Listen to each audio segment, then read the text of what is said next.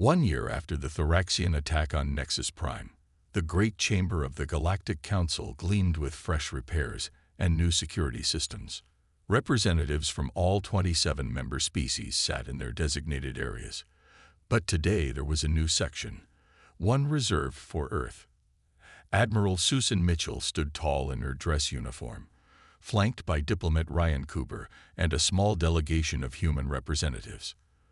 The room fell silent as High Elder Xalathrix floated to the center platform in his gravity chair.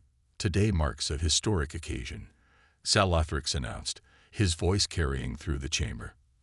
"For the first time in 200 years, we welcome a new species as full members of the Galactic Council."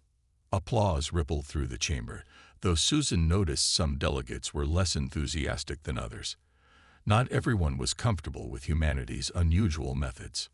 "Earth has proven itself not just a capable ally," Xalathrix continued, "but a source of innovation and adaptability that has strengthened us all." Ryan stepped forward to accept the formal certificate of membership. As Earth's chief diplomat, he had worked tirelessly to smooth relations after the many incidents caused by human unpredictability. "We are honored to join this great alliance of worlds," Ryan said. "Humans have always dreamed of reaching the stars and finding we are not alone. Now we stand among you as partners and friends." Security Director Kvalin approached with a data tablet. "There is, however, one stipulation to Earth's membership," he said, his reptilian face unreadable. "All human vessels must include Council observers trained in what we now call unpredictability management." Susan raised an eyebrow, but nodded her agreement. She had expected some conditions. "We understand," she said. "Our methods can seem unconventional to others." Kvalin's scales shifted, and what humans had learned was a smile. "Indeed, which is why we have also created a new emergency protocol." He gestured, and the main screen displayed a new section of the Council Security Manual. Susan read it with growing surprise. "In cases of seemingly impossible threats," Kvalin explained, "specially trained human teams will be deployed under the official designation beer holders." There was a moment of silence. Then several humans in the delegation burst into laughter. Ryan tried unsuccessfully to maintain his diplomatic composure. "You're naming an elite problem-solving team beer holders?" he asked, fighting back a grin. Xalathrix waved his long fingers. It seemed appropriate, given the phrase's significance. These teams will have unprecedented autonomy to tackle situations beyond conventional solutions. Susan couldn't believe what she was hearing. "Let me get this straight. When all your normal protocols fail, you're going to call in humans and essentially say do whatever crazy thing you think might work." "Precisely," Kvalin confirmed, though we would phrase it more diplomatically. The chamber's mood lightened as council members discussed the new protocol. Many shared stories of human ingenuity they had witnessed during the conflict with the Thoraxians. The phrase "hold my beer" has been officially recognized in the council lexicon, Xalathrix announced. It now indicates imminent unconventional problem-solving with high-risk, high-reward potential. As the ceremony continued, a communications officer rushed to Kvalin's side. The security director listened, then moved quickly to Xalathrix. The High Elder's expression grew concerned. "We have received a distress signal," Xalathrix announced, silencing the chamber. "From beyond known space." The main screen showed a star chart with an anomaly at the edge of the galaxy. Data streamed alongside it in various alien languages. "What is it?" Ryan asked, stepping closer to the display. "An entity previously considered mythical," Kvalin replied. "What some species call the Devourer of Stars. We thought it was just a legend." The room filled with anxious murmurs. Even the oldest council species had no protocols for this situation.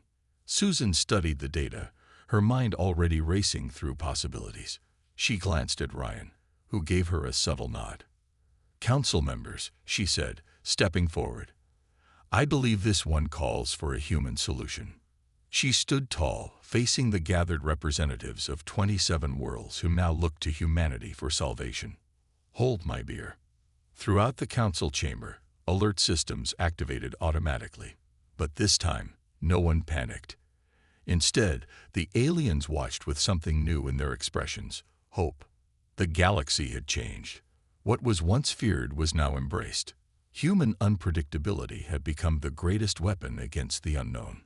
And somewhere in the vast darkness of space, an ancient entity approached, unaware that it faced a species that thrived on impossible odds and lived by. The massive research vessel Stellar Explorer drifted slowly through the anomaly at the edge of the Orion Arm. Its sleek blue hull reflected the distant starlight as Captain Zurul of the Talaxian Science Division stared at the readings on his command screen. His scaled fingers tapped nervously on the console. "What do you make of it, Dr. Kalani?" he asked, turning to the tall, purple-skinned xenorchaeologist beside him. Dr. Kalani adjusted her sensor equipment and frowned. "I've never seen energy signatures like this, Captain. It's almost as if space itself is folding."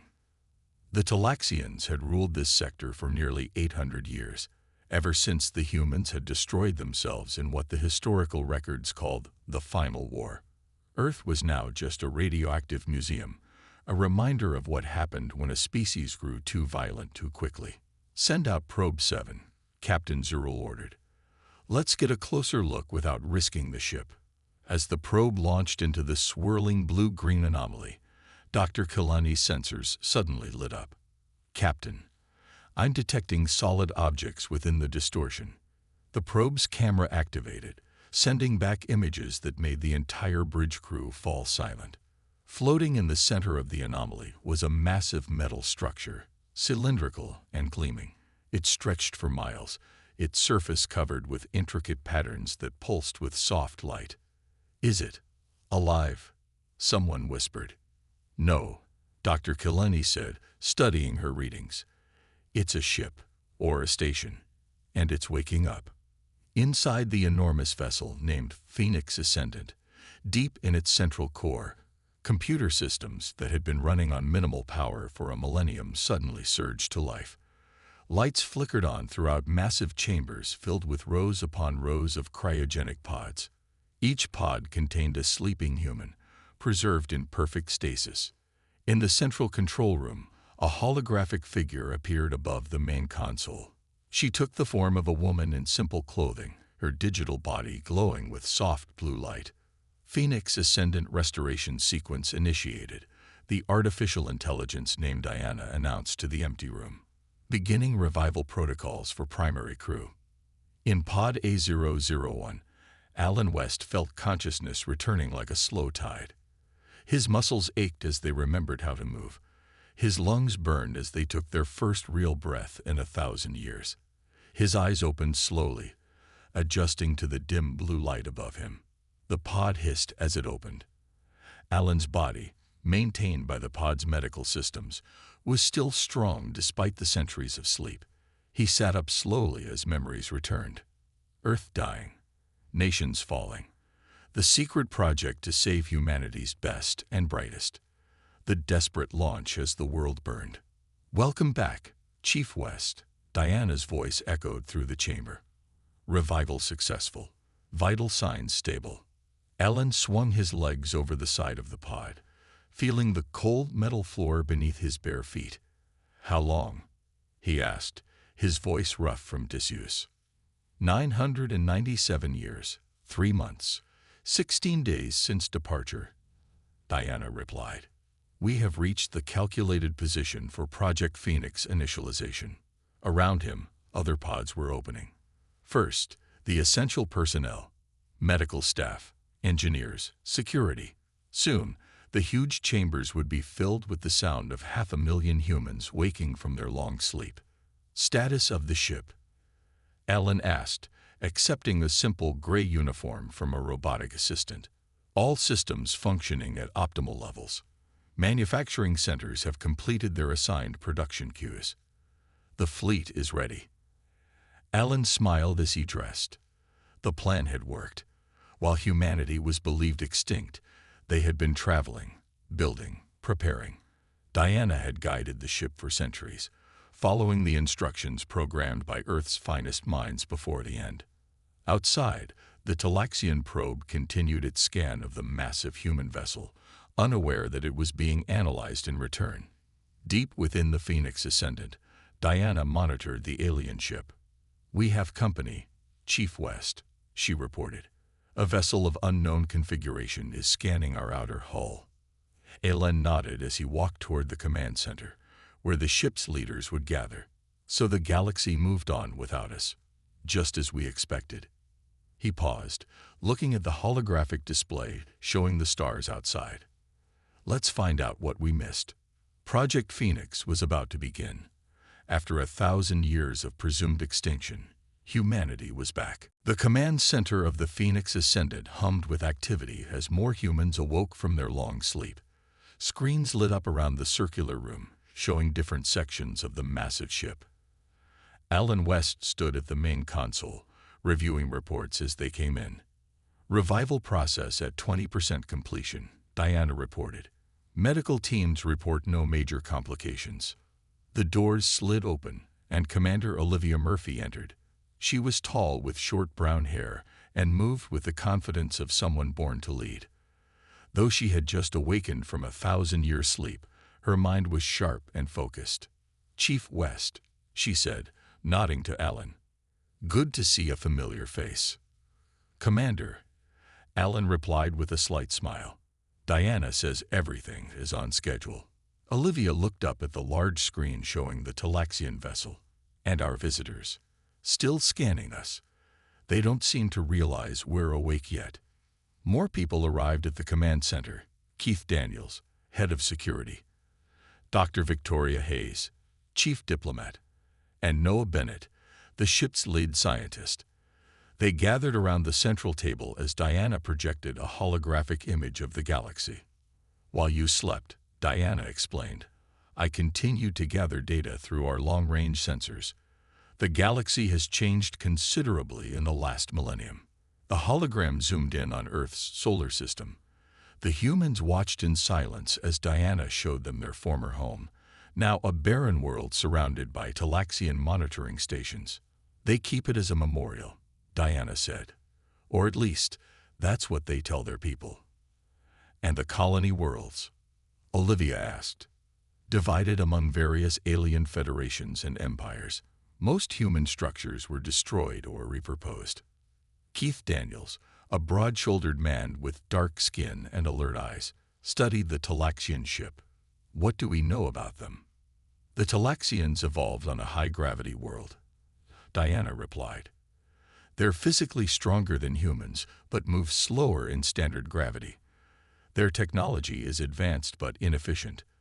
They value order above all else." Olivia turned to her team. "We need to decide our next move. Do we announce ourselves or remain hidden while we gather more information?" "We should watch them first," Keith suggested. "Learn their weaknesses." Dr. Hayes shook her head. "If they detect our power signature, they might see it as a threat. A diplomatic approach could be safer." As they debated, more awakened humans filled the ship's corridors. In the medical bay, Ryan Foster checked vital signs of newly revived colonists. In the engineering section, Caroline Wu supervised the activation of power systems. Throughout the massive vessel, humanity stirred back to life. Deep within the ship's core, something else was waking up too. The manufacturing levels. Miles of automated factories that had worked tirelessly during the long journey completed their final projects. Robot arms assembled the last components of sleek spacecraft, adding them to the hundreds already built and waiting in the launch bays. Diana monitored all of this and more. "Commander," she interrupted the discussion. "The Talaxians are sending a message to their homeworld about the anomaly. They're requesting additional research vessels." Olivia frowned. "How much time do we have?" "Based on their communication protocols, approximately 3 days before reinforcements arrive." The command team fell silent, considering their options. Noah Bennett, who had been quiet until now, finally spoke up. "We should show them just a small part of who we are," he suggested. "Enough to open a dialogue, but not enough to reveal our true strength." Olivia nodded slowly. Dr. Hayes, Prepare a first contact team. Keith, put security on high alert, but keep them hidden. She looked at the image of the Talaxian ship again. It's time to introduce ourselves to the galaxy that thought we were dead. Outside, the Talaxian probe continued its scan, unaware that it was being watched in return. Captain Zurl sent another report to the Galactic Federation headquarters. Anomaly appears to be artificial structure of unknown origin. Possible ancient technology. Request permission to attempt entry. He had no idea that he was about to make the most important first contact in 1,000 years. Humanity was awake and ready to reclaim their place among the stars. The small shuttle departed from the Phoenix Ascendant, gliding smoothly toward the Talaxian research vessel. Inside the shuttle, Dr. Victoria Hayes adjusted her diplomatic uniform and looked at her four-person team. "Remember, we're survivors, not conquerors," she said. "At least, that's what we want them to believe for now." The pilot, Lisa Gray, guided the shuttle toward the much larger alien ship. "They're hailing us, Dr. Hayes." "Open the channel," Victoria replied. She took a deep breath and smiled as the screen lit up with the image of a surprised Talaxian captain. "Greetings," she said. "I am Dr. Victoria Hayes of the human vessel Phoenix Ascendant. We come in peace and wish to establish diplomatic relations." Captain Zurl's large yellow eyes widened in shock. "Humans? Impossible. Your species has been extinct for a millennium." "Not extinct, Captain. Just away." Back on the Phoenix, Commander Murphy and her team watched the exchange through Victoria's camera feed. Keith Daniels kept his eyes on the tactical display, monitoring the Talaxian ship for any signs of aggression. "They're powering up some kind of scanning beam," he reported. Olivia nodded. "Let them scan the shuttle. It contains nothing they shouldn't see." On the Talaxian vessel, Captain Zurl circled the human delegation with obvious disbelief. Dr. Kilani operated her scanning device, confirming what seemed impossible. "They are indeed human," she said quietly. "Genetic structure matches our historical records." "How did your kind survive?" Zurl demanded. "All records indicate Earth destroyed itself in nuclear fire." Victoria gave the answer they had prepared. "A small group escaped before the final war. We've been traveling for 1,000 years, looking for a new home." It wasn't entirely a lie. They had escaped, and they had been traveling. But they weren't looking for a new home. They were coming back to reclaim what was theirs. "The galaxy has changed," Zurl said. "Earth is now under Talaxian protection as a historical preserve. The Galactic Federation oversees most of what were once human territories." While Victoria continued the diplomatic conversation, Jason Cole, Phoenix's intelligence chief, worked in a hidden section of the ship. His fingers moved quickly over screens as he intercepted and decoded Talaxian communications. "Commander," he called to Olivia through his comlink. "They're sending encrypted messages to their central government. I've broken their code." His face grew serious as he read the translation. "They're debating whether to tell us the truth about Earth." "What truth?" Olivia asked. "According to their secure channels, Earth isn't just a memorial. They're mining it for rare elements. The radiation is artificially maintained to keep people away." Olivia's face hardened. "Keep monitoring. Don't alert Dr. Hayes yet. Let her finish the diplomatic meeting." On the Talaxian ship, Victoria accepted a data crystal from Captain Zurl. "This contains information about the current political structure of the galaxy," he explained. "The Federation Council will want to meet with your leaders." "We look forward to it," Victoria replied with a practiced smile. "We have much to learn about this new galaxy." As the human shuttle returned to the Phoenix, Zurl turned to Dr. Kilani. "What do you make of them?" The xenorchaeologist frowned. "Their technology is unusual. The shuttle design is unlike anything in our database, and they seem too calm for a species that's been adrift for a millennium. Could they be dangerous?" "Humans were always dangerous, Captain. That's why the galaxy celebrated when they destroyed themselves." She looked at the departing shuttle. "But these humans don't know what happened after they left. They don't know about the containment doctrine. Back aboard the Phoenix, Victoria delivered her report to the command team. They're cautious but not overtly hostile. They've invited us to send representatives to their Federation Council. And they lied about Earth, Olivia added, sharing Jason's discovery. The room fell silent as the implications sank in. Alan West finally spoke, his voice quiet but intense. So the galaxy didn't just move on without us. They've been exploiting our home world while pretending to honor our memory. It gets worse, Jason added. I've decrypted more of their communications. The Federation has something called the Containment Doctrine, special protocols for dealing with humans if any were ever found alive. What kind of protocols? Keith asked. Jason looked up from his screen, his expression grim. Quarantine, study, and if necessary, elimination. The command center fell silent after Jason's revelation about the containment doctrine. Commander Murphy paced slowly around the central table, considering their options. If that's how they want to play it, Keith said, we should strike first. Olivia shook her head. No, we stick to the plan. We need more information before we show our hand. She turned to Alan. It's time to reveal the fleet to our people. They deserve to know what we've been building all these years. Alan nodded and spoke to Diana. Open the inner bay doors. All sections. Deep within the Phoenix ascended, massive doors began to slide open. Thousands of awakened humans watched in awe as hidden sections of the ship revealed themselves. What they had thought was a colony vessel was actually something far more impressive. Bay after bay of sleek warships stretched before them. Fighters, destroyers, and massive battleships sat in perfect rows, built over centuries by automated systems while the humans slept. Manufacturing centers had worked nonstop, guided by Diana, creating not just a fleet but an armada. Nathan Rodriguez, senior engineer, stood before a group of wide-eyed colonists. Welcome to the real Phoenix project, he said. While we slept, Diana continued building. These ships incorporate technologies we only dreamed about before we left Earth. He pointed to the nearest vessel, a sleek black ship with no visible engines. Gravity drive propulsion. No fuel needed. Stealth systems that bend light around the hull. Weapons that can disable rather than destroy.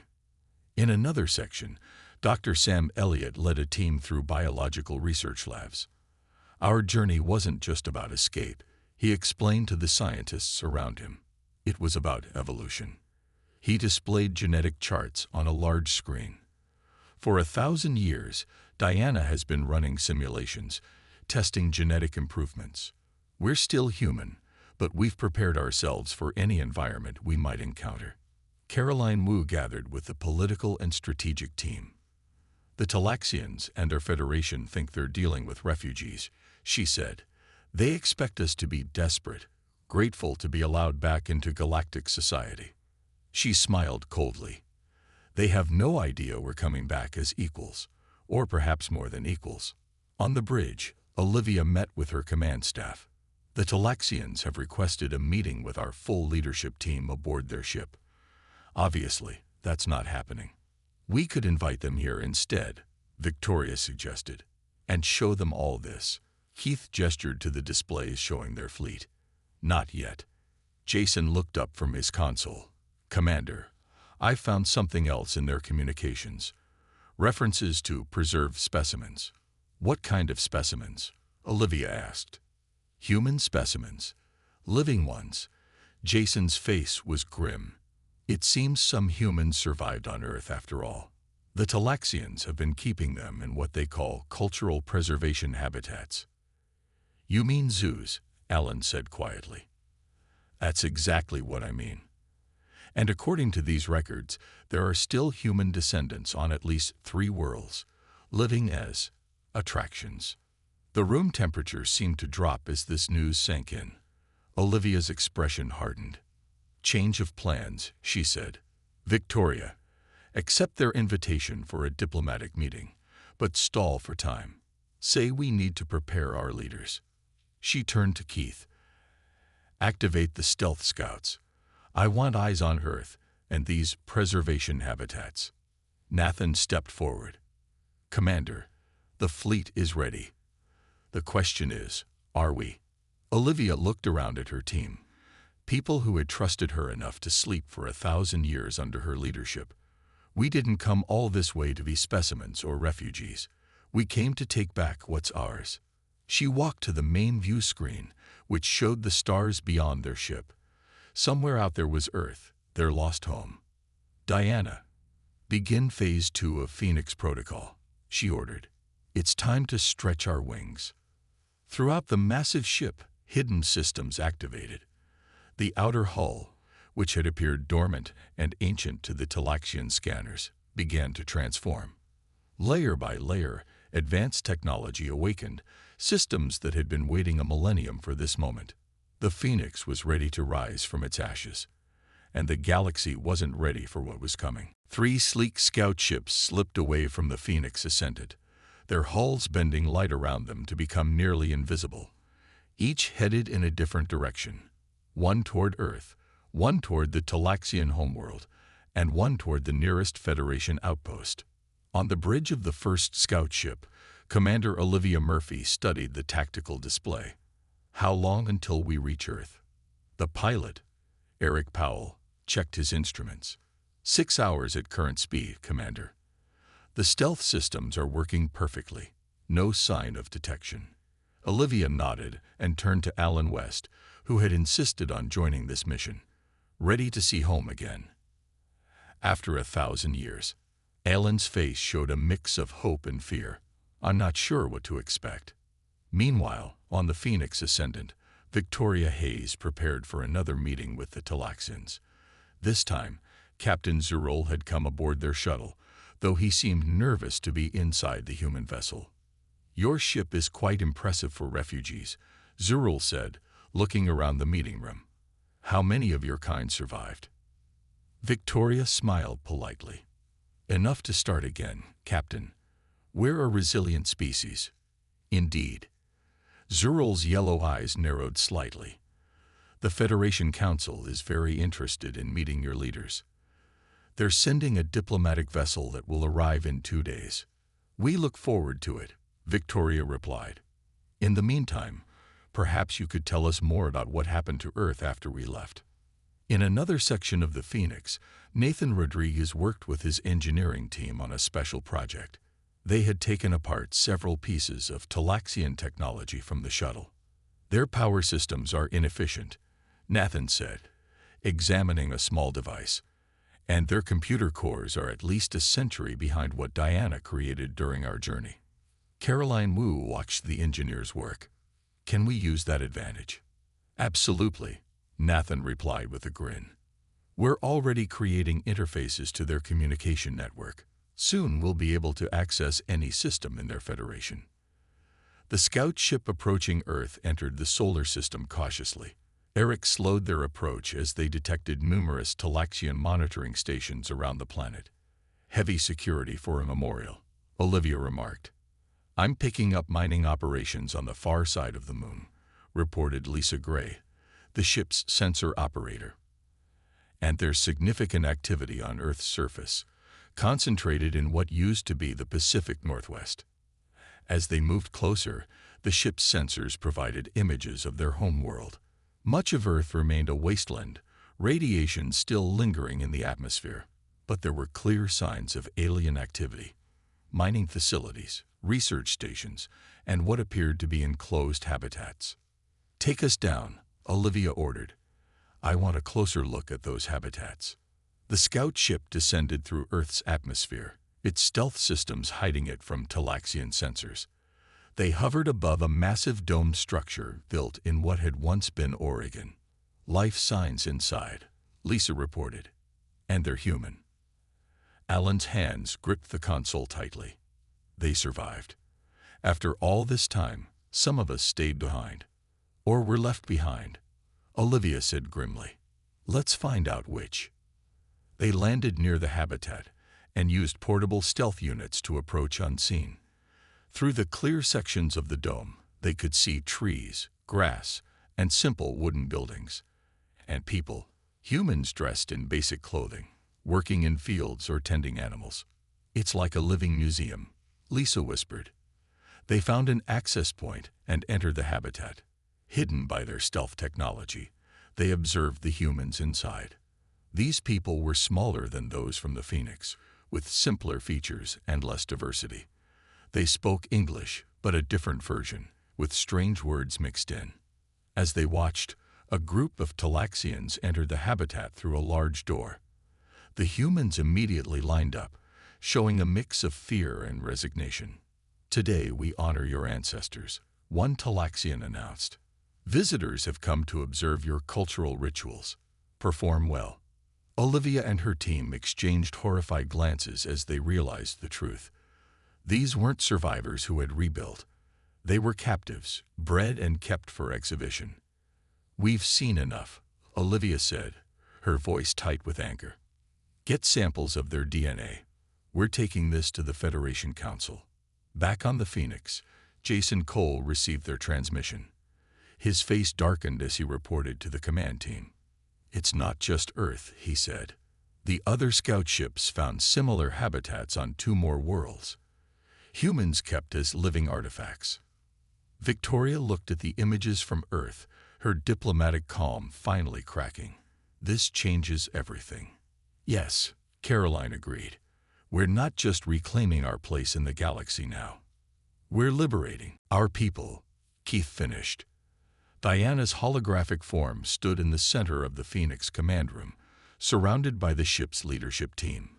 Her blue light cast soft shadows as she displayed the results of her analysis. "I've completed my study of the Federation data we gathered," she said. "The evidence is clear. Humanity's fall was not entirely our own doing." Images appeared in the air around her, ancient documents, intercepted messages, and historical records pieced together from Talaxian databases. They told a story that made the humans' blood run cold. 1,000 years ago, 7 advanced species formed what they called the Salvage Coalition, Diana explained.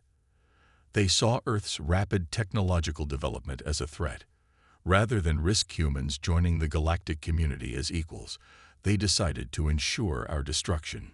"They gave weapons to both sides," Alan said quietly, understanding dawning on his face. "The final war wasn't just our fault." "Correct," Diana confirmed. "They supplied increasingly destructive technology to opposing nations while sabotaging peace efforts. When the war began, they ensured it would escalate beyond control." Commander Murphy stood motionless, absorbing this information. "And afterwards, the humans in the habitats. The survivors were rounded up, officially for protection. Later, the Federation classified humans as a protected species, not as sapient equals, but as specimens to be preserved." The room was silent as the implications sank in. What they had thought was humanity's greatest failure, destroying itself in war, had actually been an orchestrated extinction. "The Federation Council meeting is in 12 hours, Victoria said finally. "They're expecting to meet scared refugees grateful for asylum." "They're going to be disappointed," Keith replied, his hand resting on his sidearm. The command team spent the next hours in intense preparation. Throughout the Phoenix, humans readied themselves not just for first contact, but for a reckoning. Nathan Rodriguez supervised the final adjustments to their fleet. Every ship now carried specially designed devices that could interface with and override Federation technology. "These aren't just weapons," he explained to his engineers. "They're keys to their entire infrastructure." In the medical section, Dr. Ryan Foster reviewed the DNA samples from the habitat humans. "The good news is they're definitely our people," he told Commander Murphy.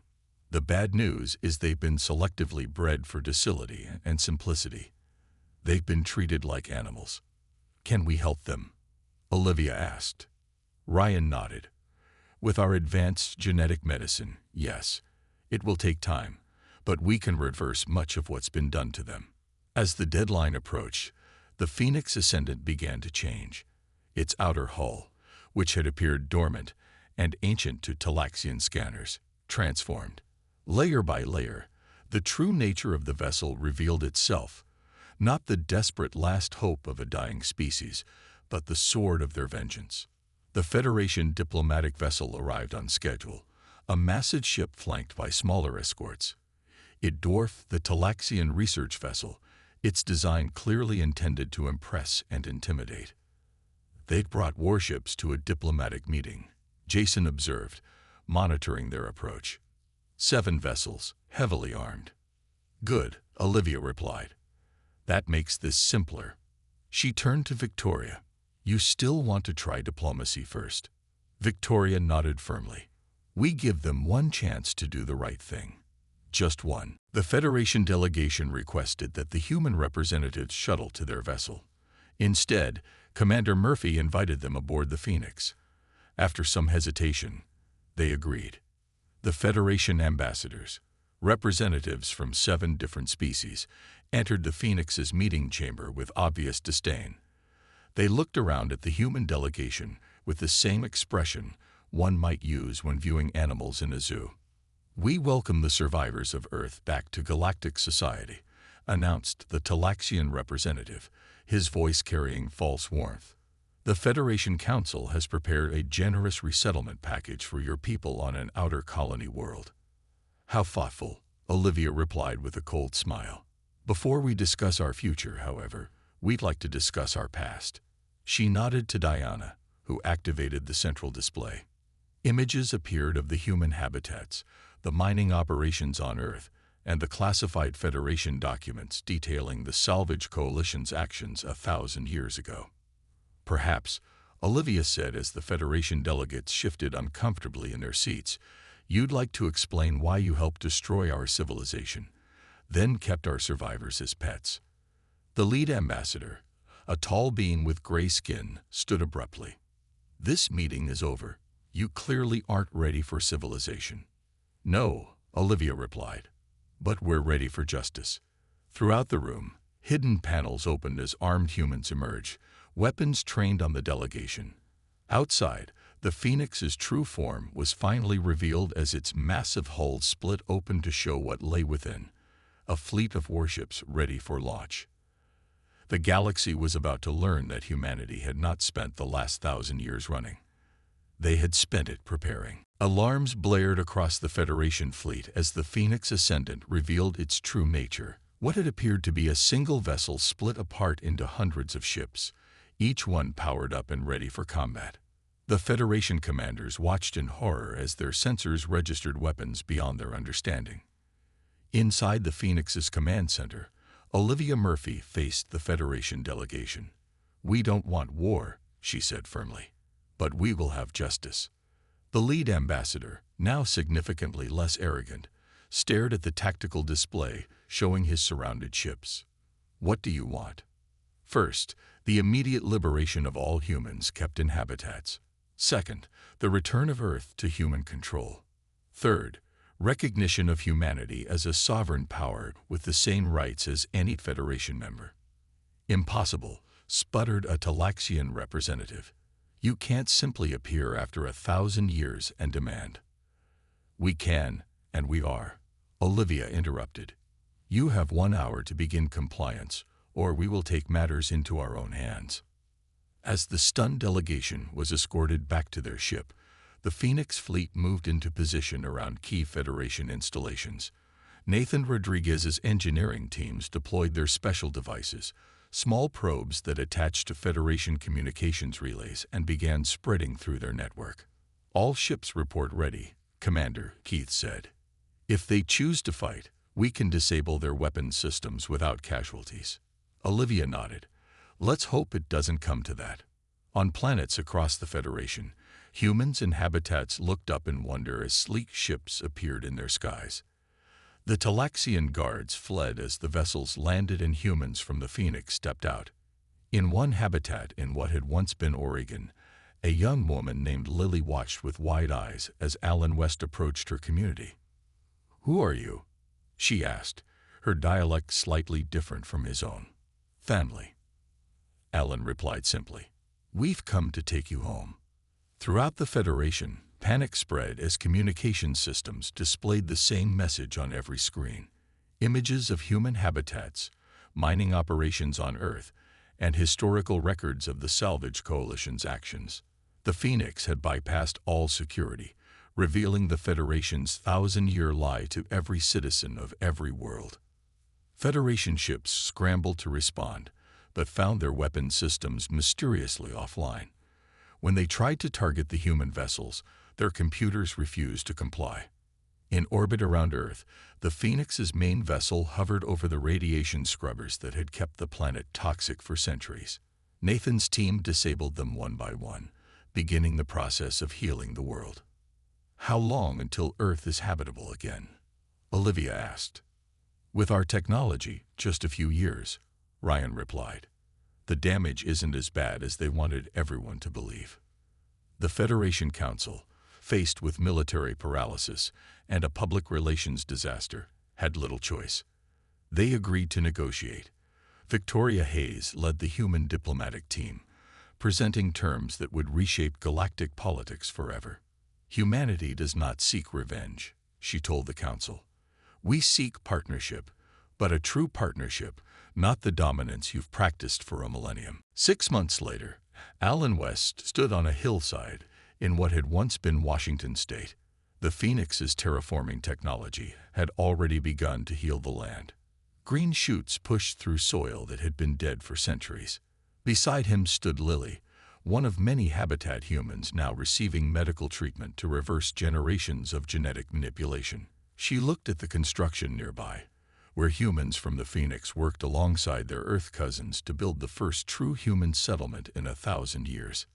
"Is it true," she asked, "that our ancestors were once great builders who reached for the stars?" "Yes," Alan said, "and we will be again." Above them, ships from the Phoenix fleet patrolled Earth's skies. But they weren't alone. Vessels from a dozen formerly oppressed species had joined them, inspired by humanity's return to break free from Federation control. In the Phoenix Command Center, now established as Earth's temporary government headquarters, Olivia reviewed reports from across the galaxy. The Federation was changing, its power structure crumbling as more species demanded the same rights humans had won. "Was this your plan all along?" Victoria asked her. "To start a revolution." Olivia smiled. "The plan was to survive, to return. Everything else is just humanity doing what it does best, changing the rules." Diana's holographic form appeared beside them. "The Federation is calling it the Human Awakening. Their historians claim it's the biggest shift in galactic politics in 2,000 years.